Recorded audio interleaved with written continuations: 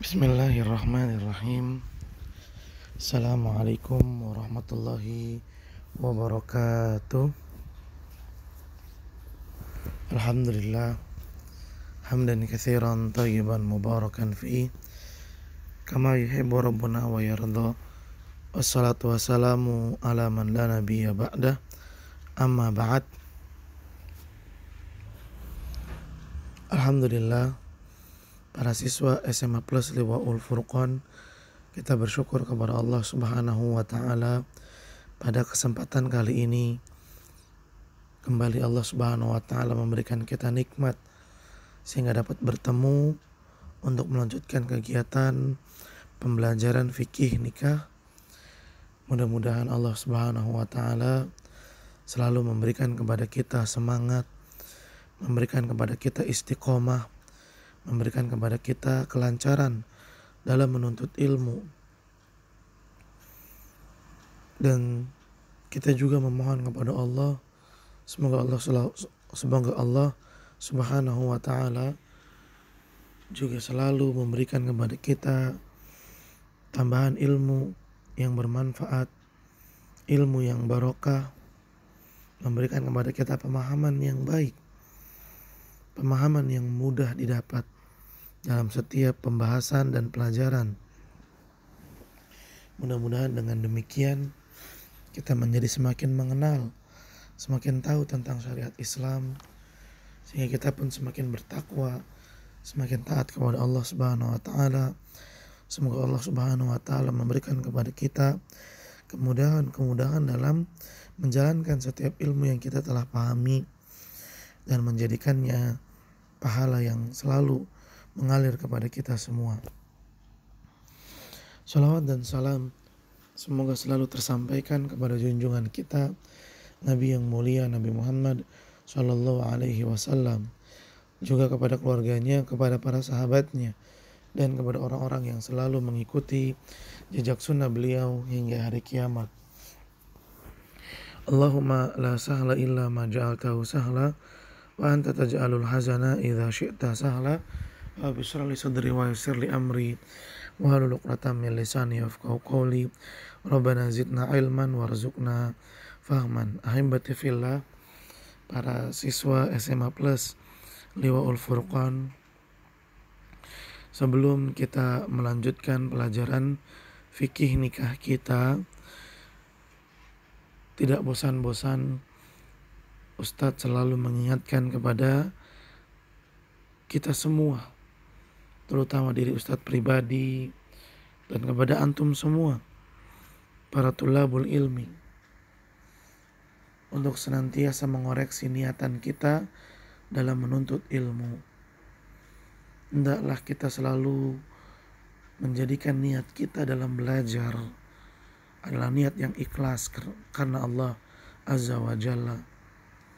Jadikanlah niat kita dalam menuntut ilmu hanya mengharapkan balasan dari Allah Subhanahu wa taala. Dan tujuan kita dalam belajar ini supaya kita menghilangkan kebodohan dari diri kita, supaya kita mendapatkan tambahan ilmu yang bermanfaat, yang menjadikan kita semakin dekat kepada Allah, semakin takut kepada Allah Subhanahu wa taala. Niat yang ikhlas adalah sumber kebaikan dalam setiap aktivitas. Niat yang ikhlas akan menjadikan pelaku dan akan menjadikan seseorang bisa menjalani aktivitasnya dengan baik. Dan niat yang ikhlas akan menjadikan seseorang mendapatkan hasil yang baik. Belajarnya kita, duduknya kita untuk menuntut ilmu semata-mata hanya mengharapkan balasan dari Allah Subhanahu wa taala. Bukan ingin mendapatkan pujian dari orang lain, bukan untuk mengejar nilai-nilai yang tinggi, dan bukan untuk hanya sekedar bisa menjawab soal-soal dalam ujian. Tapi jadikanlah niatan kita betul-betul hanya karena Allah Azza wa Jalla. Dan orang yang ikhlas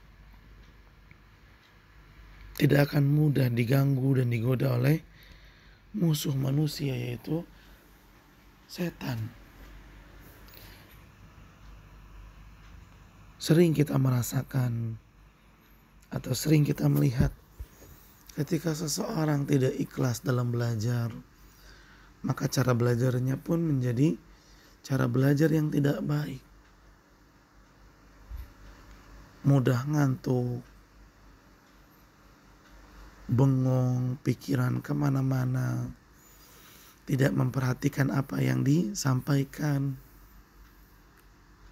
Akhirnya adab yang harusnya baik dalam menuntut ilmu menjadi adab yang buruk. Apa sumber dari permasalahan seperti ini? Sumbernya karena seseorang tidak ikhlas dalam belajar.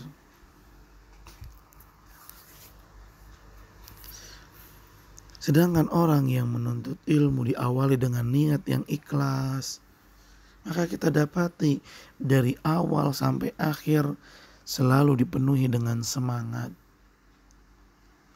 selalu memperhatikan, selalu menyimak, mendengarkan, bahkan ia tidak pernah capek untuk menulis setiap pelajaran-pelajaran yang dia lewati. Tentu orang yang seperti ini pasti belajarnya akan menghasilkan manfaat, kebaikan.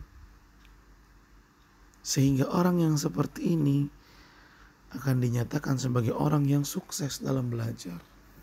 Ingat ya ikhwan, ketika seseorang belajar dan dia sukses, maka kebaikan ilmunya bukan hanya untuk dirinya saja, tapi juga akan tersebar kepada orang-orang yang lain. Dan akan menjadikan penyebab pahala jariyah.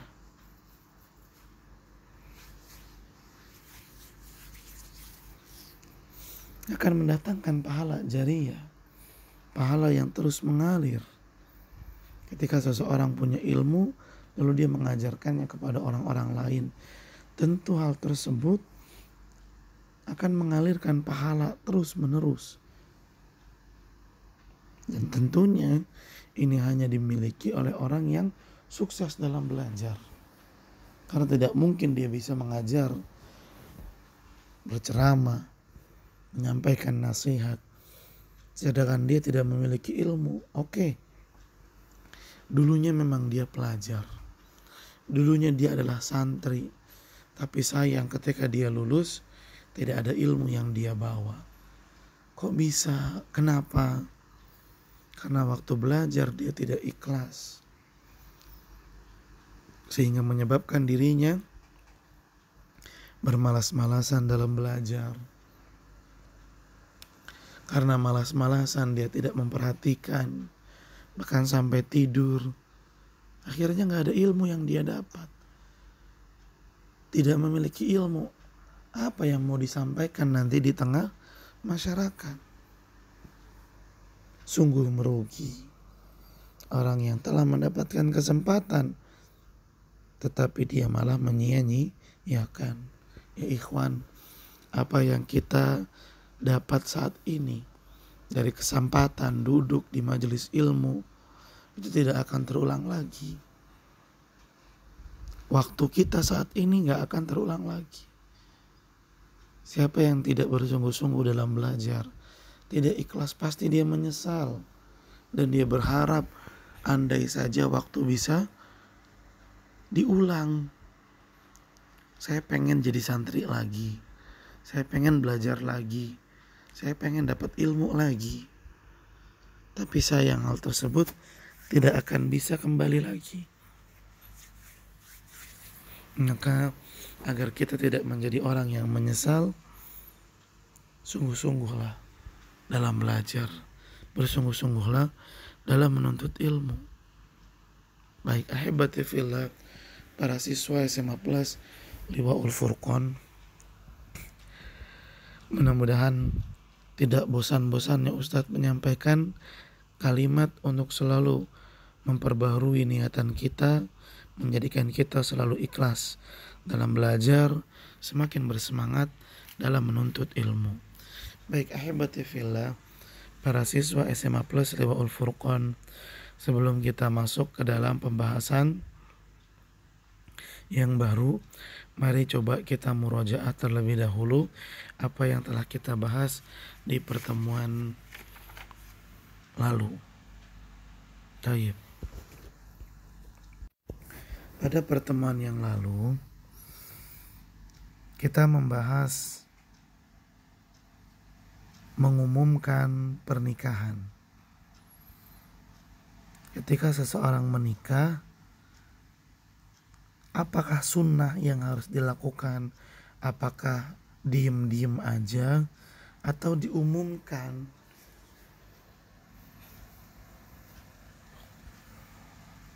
Nabi SAW mengajarkan kepada umatnya untuk mengumumkan pernikahan yang dilakukan oleh seseorang. Ini berarti mengumumkan pernikahan termasuk syariat dalam Islam, yang mana hukumnya adalah sunnah. Sunnah mengumumkan dan menyebarluaskan serta memperlihatkan pernikahan yang dilangsungkan kepada orang-orang di sekitar. Bahkan Nabi SAW memberikan keringanan, di mana dalam acara pernikahan boleh memukul rebana, membunyikan rebana. Dan tentunya memukul rebana ini kan akan menghasilkan suara yang ramai. Nah, suara yang ramai ini akan menarik perhatian orang lain. Ditariknya perhatian orang lain tujuannya supaya mereka mengetahui bahwa di sini sedang ada pernikahan yang berlangsung. Mengumumkan pernikahan ke masyarakat sekitar dengan memukul dan membunyikan rebana akan lebih terdengar berita pernikahannya. Dan ini boleh, ya, memukul rebana, membunyikan rebana dalam acara pernikahan supaya orang-orang mengetahui. Ini dikecualikan oleh Nabi SAW, dibolehkan, diizinkan. Namun yang perlu diperhatikan bahwa yang bermain rebana adalah anak-anak perempuan kecil, ya, anak-anak kecil perempuan, bukan laki-laki. Dan hendaknya kalimat-kalimat yang diucapkan dalam bermain rebana adalah kalimat-kalimat yang baik, bukan kalimat kotor, bukan kalimat-kalimat yang membuat seseorang timbul syahwatnya, bukan. Tapi kalimat-kalimat yang baik.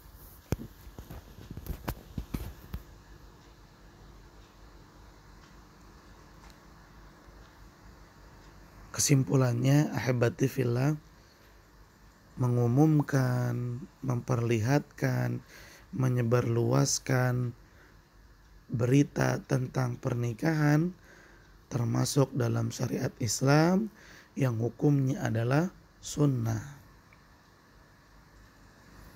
Bukan malah sebaliknya, yaitu menyembunyikan, diam-diam, tidak menyebarluaskan.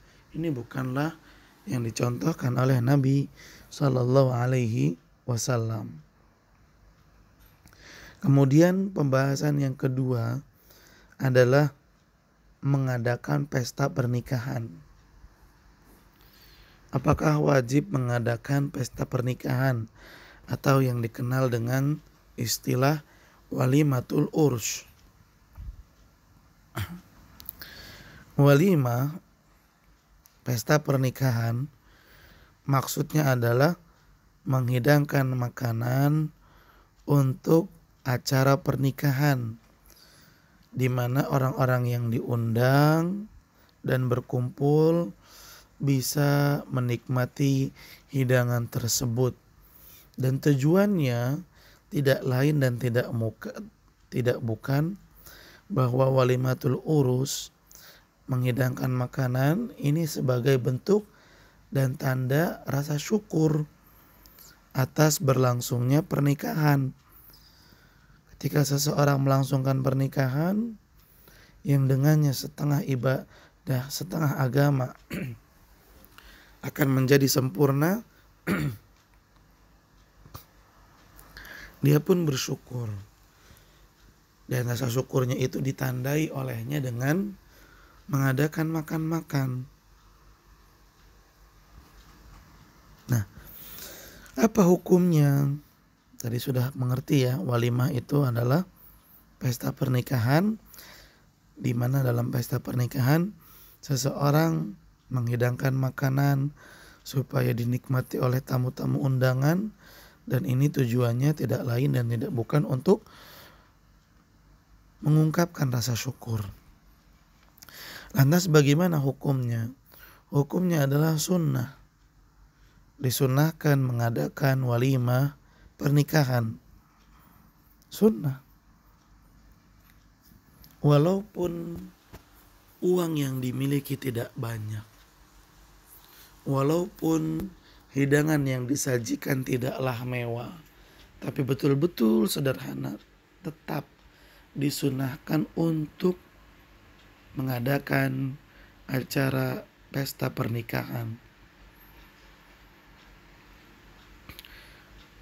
Saya tidak sanggup mengadakan acara pernikahan besar-besaran, megah dan mewah.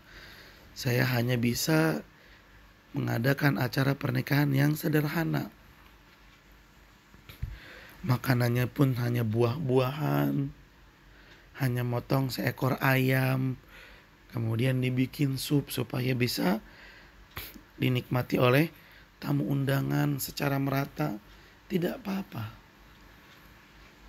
Karena Nabi Shallallahu Alaihi Wasallam dalam sebuah riwayat sahih bersabda kepada seseorang yang menikah, kata Nabi Shallallahu Alaihi Wasallam, "Aulim walau bisyatin."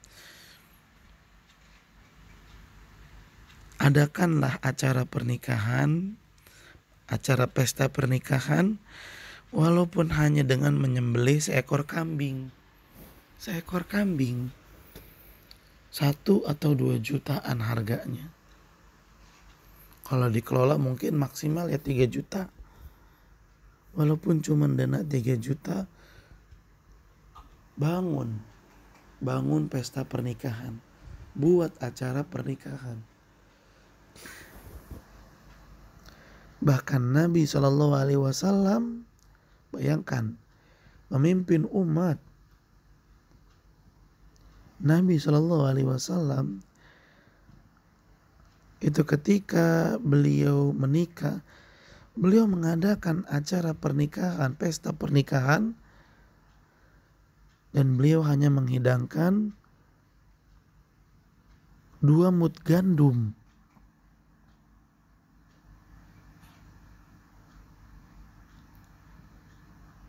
Kurang lebih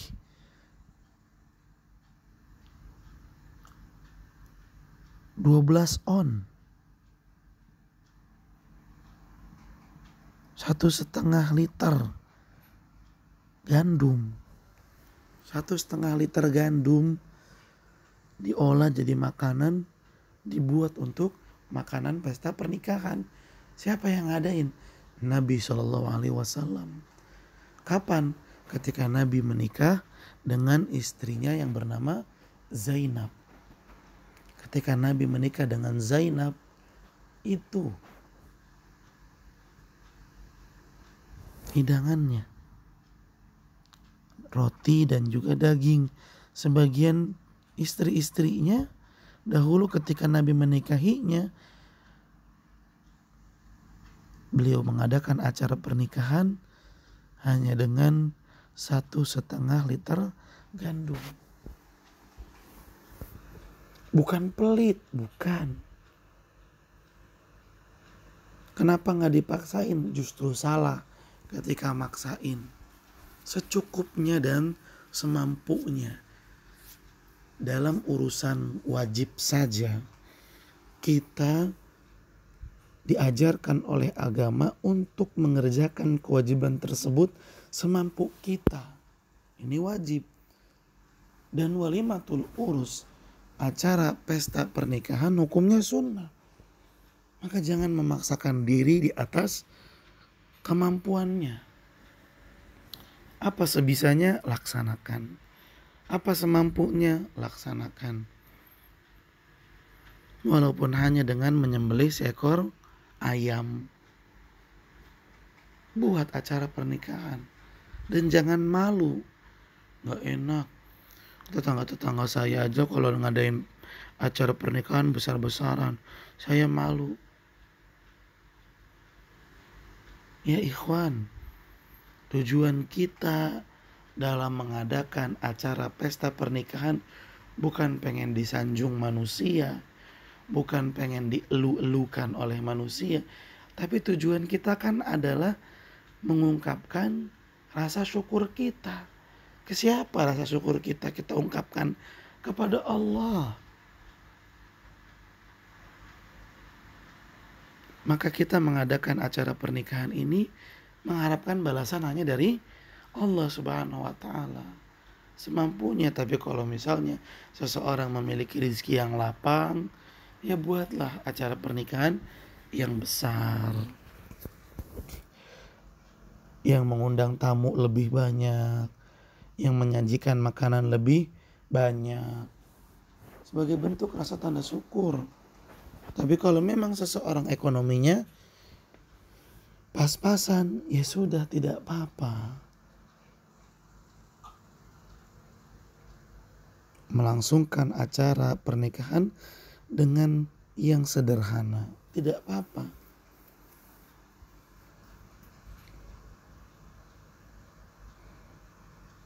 Dengan kata lain, buatlah acara pesta pernikahan semampu kita. Dan jangan berlebih-lebihan. Jangan memaksakan diri. Jangan melampaui batas kemampuan. Jangan sampai seseorang ingin dilihat memiliki ekonomi yang banyak. Dia mengadakan acara pesta pernikahan besar-besaran, tapi sejatinya itu semua dari ngutang. Ngutang sono, ngutang sini. Cuman pengen dilihat statusnya oleh masyarakat, dia ini orang kaya, orang yang sukses, orang yang ini. Cuman pengen disanjung oleh manusia. Lihat, kata para ulama, kalau kita pengen mendapatkan balasan dari manusia, ujung-ujungnya itu penyakit. Dan benar saja, setelah acara pernikahan selesai, apa yang terjadi? Pusing. Pas acara pernikahannya gembira, senang, bahagia, bahkan mungkin timbul rasa sombong. Sanjung-sanjung, makanannya banyak, makanannya enak, dekorasinya luar biasa, tempatnya luas. Bangga dia. Tapi setelah acara pernikahan selesai, pusing. Bayarnya gimana? Hutang di mana-mana. Belum kebutuhan sekarang semakin nambah. Pusing. Udah gitu yang dia utangin dari rentenir, tambah lagi. Nggak ada kebaikan ketika kita mengharapkan balasan dari manusia. Hanya penyakit yang akan didapat. Ikutilah contoh Nabi Shallallahu Alaihi Wasallam. Sederhana tetapi membawa keberkahan. Sederhana sesuai dengan kemampuan, mendatangkan kebaikan, tidak mendatangkan masalah. Namun kalau seseorang memiliki rezeki yang banyak, rezeki yang lapang, buatlah acara pernikahan yang lebih besar. Taib ahibati fillah, para siswa SMA Plus di Wal Furqon, itu dia apa yang bisa kita pelajari di pertemuan lalu. Selanjutnya mari kita bahas ya pelajaran yang baru dari fikih nikah ini. Kemudian pembahasan kita adalah hukum memenuhi undangan. Apa hukumnya kita datang jika diundang dalam acara pernikahan? Taib ahibati fillah, ini penting sekali karena ini salah satu hak seorang muslim yang harus kita tunaikan, yang wajib kita laksanakan. Baik, agar lebih jelas, mari kita buka kitab fikih Muyassar. Baik, di sini penulis mengatakan al-mas'alatus sabi'atu, permasalahan yang ketujuh, hukmu ijabati da'wati walimatil ursi, hukum menjawab, maksudnya memenuhi, dakwah itu panggilan, walimatul urs, pesta pernikahan, hukum menyambut, memenuhi undangan pesta pernikahan. Yajibu ala man du'iya li walimati ursin an yujiba, wajib bagi seseorang yang diundang menghadiri pesta pernikahan untuk datang. Li hadits Ibnu Umar radhiyallahu anhuma, hal ini berdasarkan hadis yang diriwayatkan oleh Ibnu Umar radhiyallahu anhuma, annahu qala, bahwasanya beliau berkata, qala Rasulullah sallallahu alaihi wasallam, Rasulullah sallallahu alaihi wasallam bersabda, idza du'iya ahadukum ilal walimah, jika seseorang di antara kalian diundang untuk menghadiri acara pesta pernikahan, falyatiha, maka hendaklah dia datang.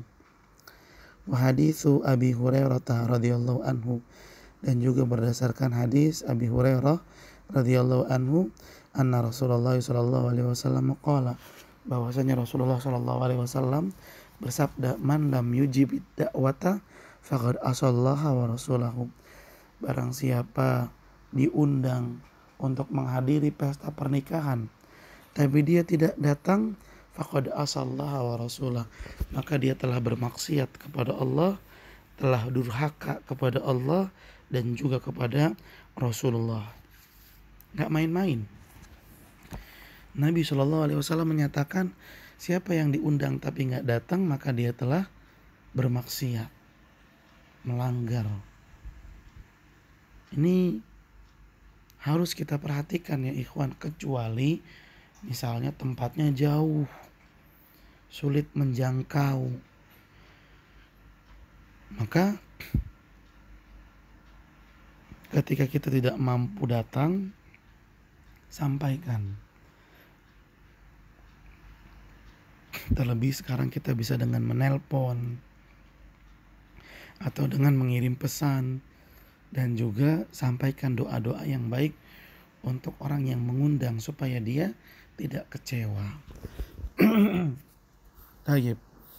Jadi kesimpulannya ikhwan, memenuhi undangan untuk menghadiri acara pesta pernikahan adalah wajib.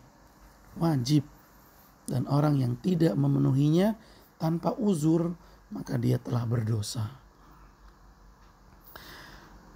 Lalu penulis mengatakan syurutu ijabati da'wati walimatil urus, syarat-syarat memenuhi undangan menghadiri pesta pernikahan.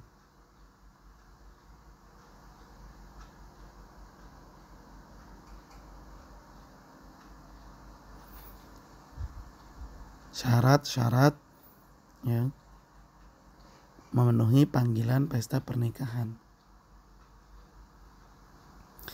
Maksudnya kalau misalnya syarat-syarat ini terpenuhi, maka wajib bagi orang yang diundang untuk mendatanginya. Ya, kalau syarat-syarat ini ada, berarti wajib bagi orang yang diundang untuk mendatangi acara pesta pernikahan. Yang pertama, al-awwalu an takuna hiyal walimatul ula. Hendaknya acara pesta pernikahan yang dilangsungkan adalah acara pesta pernikahan yang pertama. Fa in aulama fi aktsari min yaumin ustuhibba fi tsani. Jika seseorang mengadakan acara pesta pernikahan lebih dari satu kali,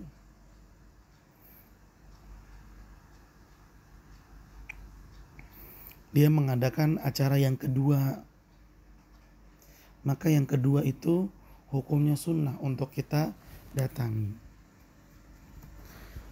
Begitu pula jika seseorang mengadakan acara pesta pernikahan, sebagaimana penulis mengatakan fa in aulama fi aktsarin min yaumin, jika seseorang mengadakan acara pesta pernikahan lebih dari sehari, ini biasanya di kampung-kampung, tapi sampai 3 hari dia mengadakan acara pesta pernikahan, ustuhibba fi tsani.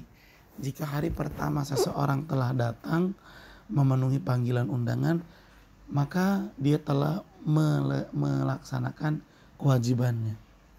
Jika dia ingin mendatangi acara pernikahan itu di hari kedua, itu hukumnya sunnah. Bagi orang yang telah datang di hari pertama, sunnah baginya datang di hari kedua.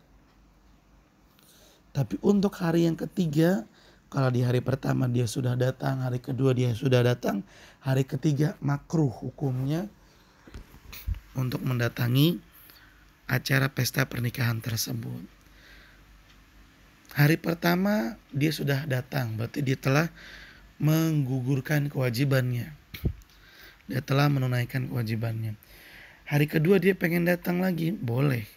Dan itu hukumnya sunnah. Tapi di hari ketiga dia pengen datang lagi, jangan.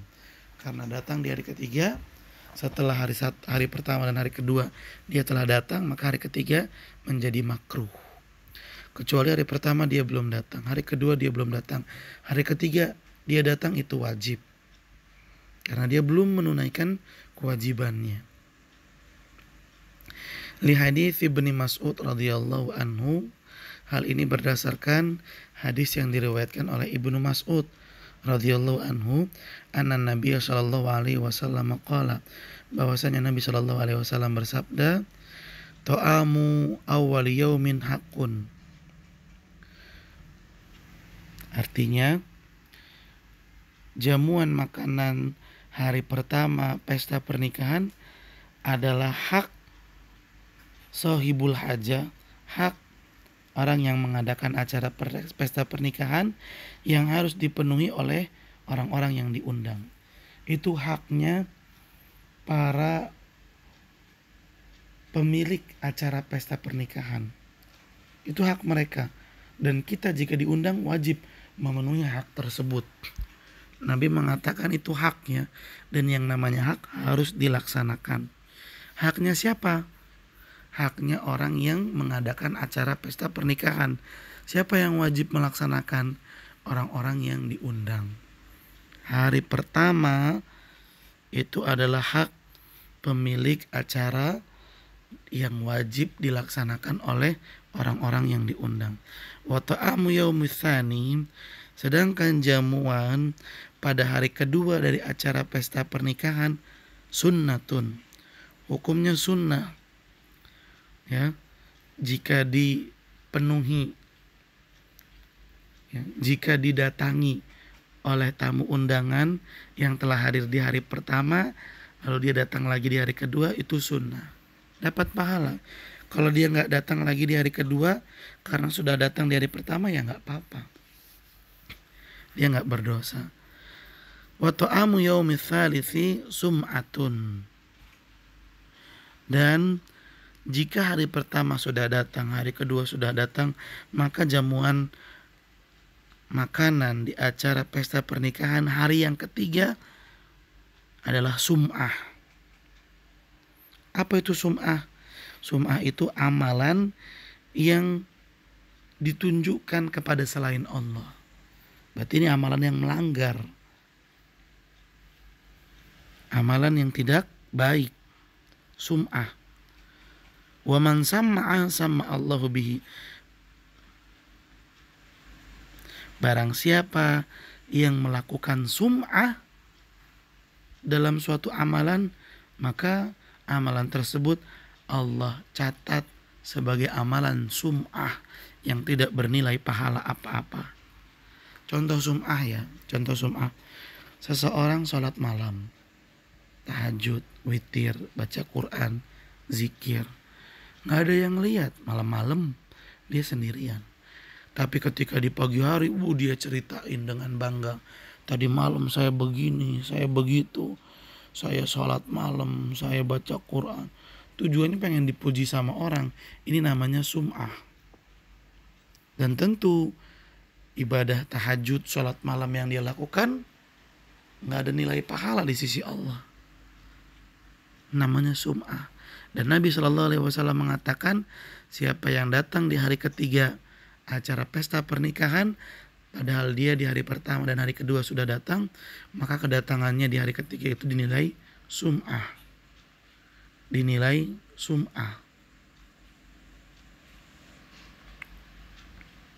Taib. Jadi yang pertama syaratnya adalah hendaknya pesta pernikahannya itu adalah pesta pernikahan yang pertama, bukan hari kedua, bukan hari ketiga. Kalau masih hari pertama, maka wajib untuk kita datangi.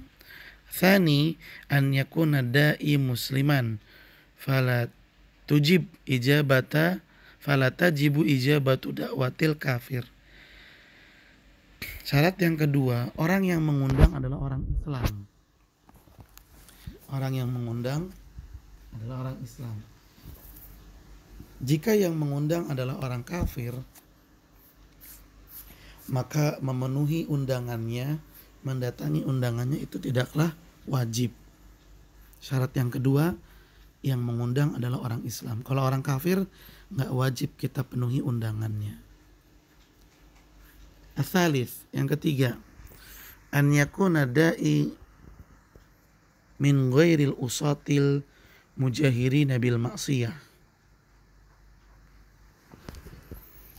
Yang ketiga, hendaknya orang yang mengundang min ghairil usat. Usat itu apa? Orang yang doyan maksiat. Atau dengan kata lain, bukan ahli maksiat. Hendaklah orang yang mengundang bukan ahli maksiat. Al-mujahirina bil maksiyah. Dan parahnya lagi, udah dia doyan maksiat, dia ini suka terang-terangan bermaksiat, gak malu-malu. Dipamer-pamerin sedang bermaksiat. Wa alla yakuna zaliman aw sahib mali haram. Dan hendaknya orang yang mengundang juga bukanlah orang yang zolim, dan bukan juga pemilik harta haram seperti rentenir, ya, atau dia ini orang yang berdagang barang-barang haram. Intinya yang ketiga, orang yang mengundang adalah orang yang dikenal baik, bukan orang yang dikenal suka berbuat maksiat bahkan secara terang-terangan. Bukan orang yang zolim dan bukan orang yang hartanya dia dapat dari hasil perkara yang haram. Kalau terkenal seperti itu, oh dia mah jual narkoba, oh dia mah pemilik bar. Udah, kalau dia ngundang gak wajib kita datengin. Arabi, yang keempat, antakuna dakwatu muayyanatan. Hendaknya undangan itu ditunjukkan secara khusus kepada orang yang dituju. Fa in da'ahu fi jam'in fala tajibul ijabah. Apabila undangannya itu untuk sekumpulan orang, maka tidak wajib. Ya. Undangan ini ditunjukkan kepada seluruh warga Liwaul Furqan. Nah, ini kan ke semuanya. Kalau seperti ini, jika sudah diwakili ya sudah cukup. Jadi nggak wajib lagi.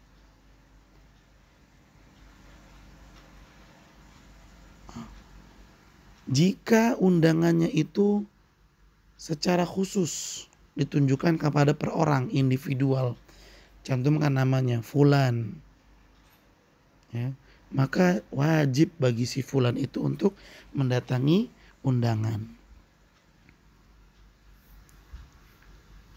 Al-khamis, yang kelima, an yakuna al-qasdu min ad-da'wati at-tawaddudu wat taqarrub.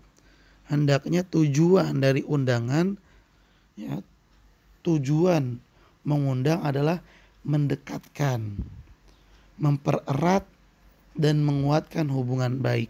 Tawadud, saling sayang, wa taqarrub, saling mempererat kekerabatan. Fa in da'ahu li khaufin minhu, jika undangannya ditunjukkan karena takut. Ini orang kalau nggak diundang nanti yang ada acara pesta pernikahan anak dia acak-acak sama dia. Undang aja lah. Ribet kalau nggak ngundang orang ini, bisa bahaya. Jadi ngundangnya karena takut. Autama fi jahin, atau karena melihat orang tersebut punya kedudukan tinggi. Wah, dia nih orang yang punya kedudukan tinggi, undang-undang. Fala tajibul ijabah. Kalau tujuannya bukan untuk tawadud dan taqarrub, bukan untuk menjaga keharmonisan, mempererat kekerabatan, maka nggak wajib untuk didatengin.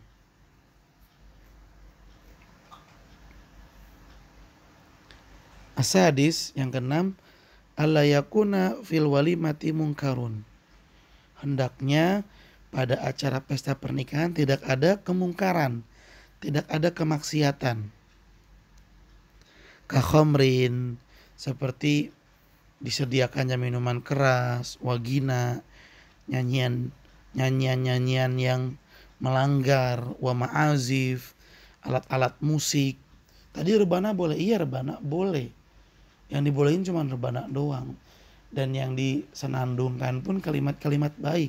Sedangkan nyanyian, kebanyakan nyanyian itu adalah kalimat-kalimat yang fahish, kalimat-kalimat buruk, mengundang syahwat. Itu nyanyian.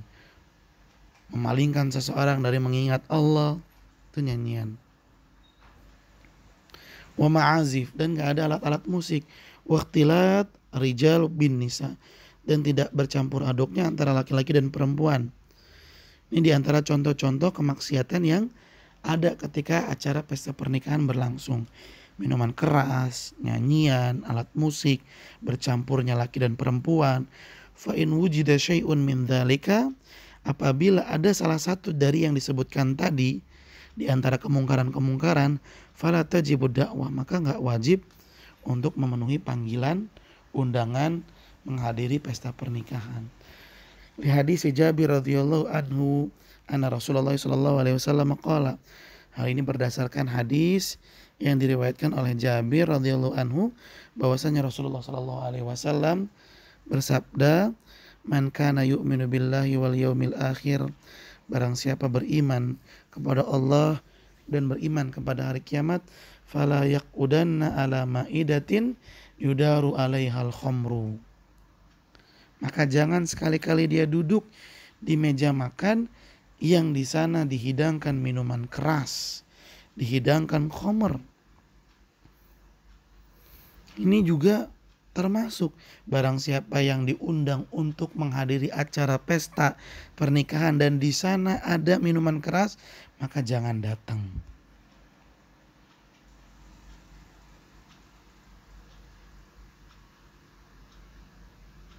Jangan datang. Fa in kana al-mad'u yastati izalatal munkar bihudurihi wajabal alaihi al-hudur. Tapi jika orang yang diundang bisa menghentikan kemungkaran, maka dia wajib hadir. Contohnya, dia ini adalah pemimpin. Dia ini adalah orang yang memiliki wewenang. Kalau dia datang langsung tuh, tamu laki-laki tamu perempuan langsung dipisah sama dia. nyanyian musik langsung di stop. Karena dia punya power. Dia pemimpin. Maka dia wajib datang.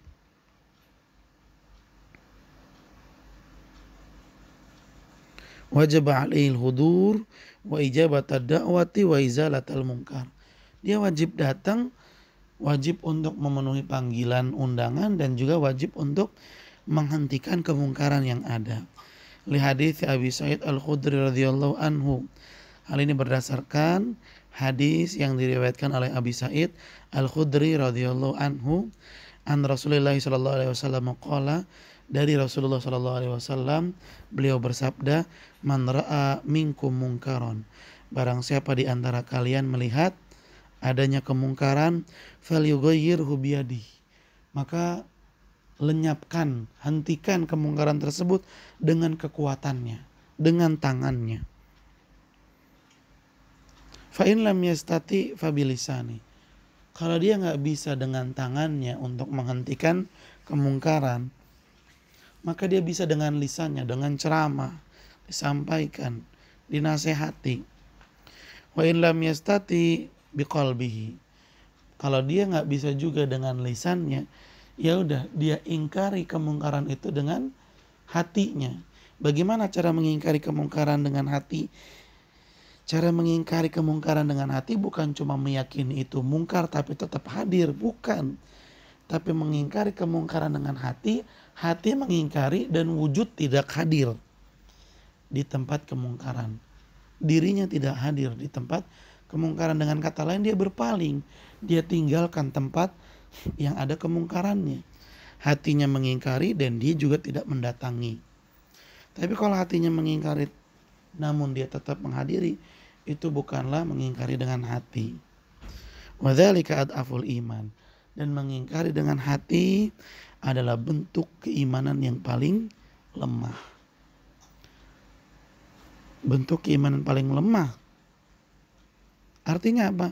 Kalau mengingkari dengan hati juga nggak bisa, berarti seseorang nggak punya iman. Kalau mengingkari dengan hati saja tidak bisa, maka seseorang tidak punya iman dalam dirinya.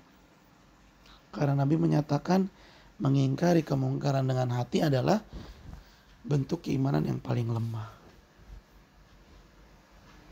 Baik. Coba kita ulang kembali ya. Syarat-syarat wajib memenuhi undangan. Syarat-syarat ini kalau terpenuhi maka jadi wajib memenuhi undangan. 1. Hendaknya pesta pernikahannya adalah pesta pernikahan yang pertama. 2. Orang yang mengundang Islam.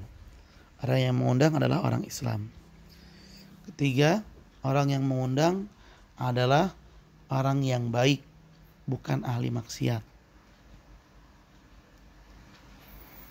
4. Undangan ditunjukkan kepada perorang, individu, bukan kepada kelompok. 5. Tujuan undangan untuk mempererat kekerabatan.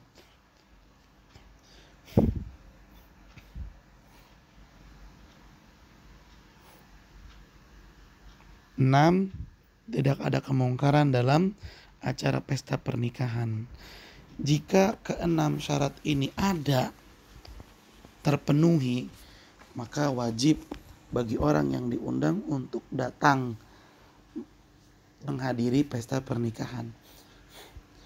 Jika dia tidak menghadiri pesta pernikahan, maka dia telah durhaka kepada Allah dan juga kepada Nabi Muhammad sallallahu alaihi wasallam. Baik ahibati fillah, para siswa SMA Plus Liwaul Furqan, alhamdulillah telah selesai bab kedua dari Kitabun Nikah. Dan insyaallah pada pertemuan berikutnya kita akan masuk ke dalam bab yang baru, bab ketiga, yaitu tentang khulu. Ya, khulu. Mungkin sebagian kita baru dengar ya, apaan itu khulu? Nah, ini khulu termasuk dalam urusan pernikahan. Khulu termasuk dalam urusan pernikahan. Insyaallah kita akan bahas pada pertemuan yang lalu. Pada pertemuan yang akan datang. Baik ahibati fillah, mungkin sampai di sini jumpa kita pada kesempatan kali ini, mudah-mudahan bermanfaat. Silakan dicatat hal-hal yang penting dan ditanyakan jika ada yang kurang dipahami. Kemudian perlu dipahami, diketahui oleh semua, untuk ujian nanti ada ujian prakteknya ya. Dalam fikih ada ujian praktek, di mana ujian prakteknya itu adalah setoran hafalan bacaan sholat jenazah. Bacaan sholat jenazah itu adalah materi yang akan diuji praktek dalam pelajaran fikih untuk kelas 3 ya. Silakan dihafalkan dan nanti disetorkan. Baik ahibati fillah, semoga Allah memberikan kemudahan dan kelancaran. Terima kasih banyak atas perhatiannya. Mohon maaf apabila ada kekurangan dan kesalahan. Kita tutup dengan membaca doa kafaratul majlis. Subhanakallahumma wa bihamdika asyhadu an la ilaha illa anta astaghfiruka wa atubu ilaik. Billahi taufiq wal hidayah. Assalamualaikum warahmatullahi wabarakatuh.